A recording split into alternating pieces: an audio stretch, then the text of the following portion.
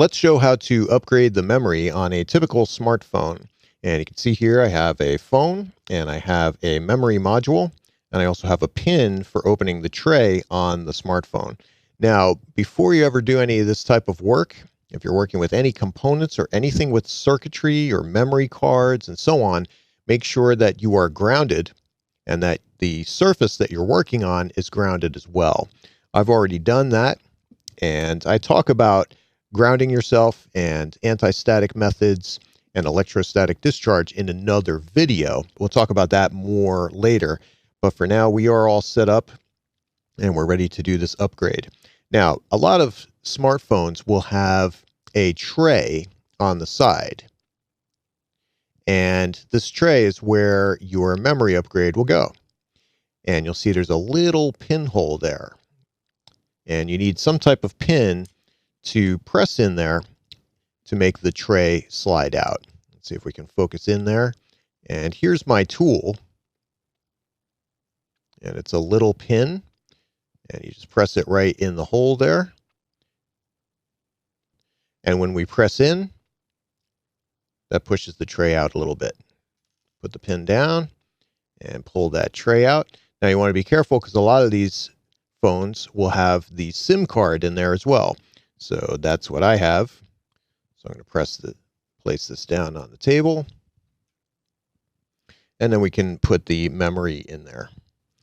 Now you notice I had the pin tool here, and I have another one over here. And these types of tools come as a kit if you buy a mobile assembly / disassembly kit. But in the case that you don't have one, you could use a paper clip. Just undo the paper clip, and that'll usually fit into that pinhole for the tray. So that's a good backup. Now, this particular phone has 64 gigabytes of memory, but that's not quite enough for me. So I have this 64 gigabyte micro SD card, and that's what I want to add on here. So I'm going to put that in the tray. This needs to go face down. So we'll turn it over and place it in there very gently and make sure that it's flat in the tray.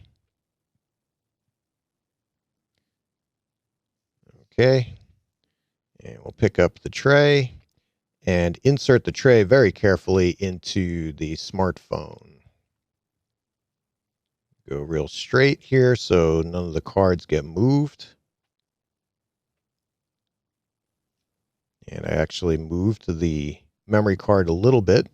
So we'll fix that and try one more time. There we go. And it needs to slide in nice and easy. You shouldn't feel anything moving when you do it, and we should be good to go here. At this point, I'm going to boot up the device and check the memory. Okay, so I've shared off the screen for my smartphone, and I'm currently in the settings window.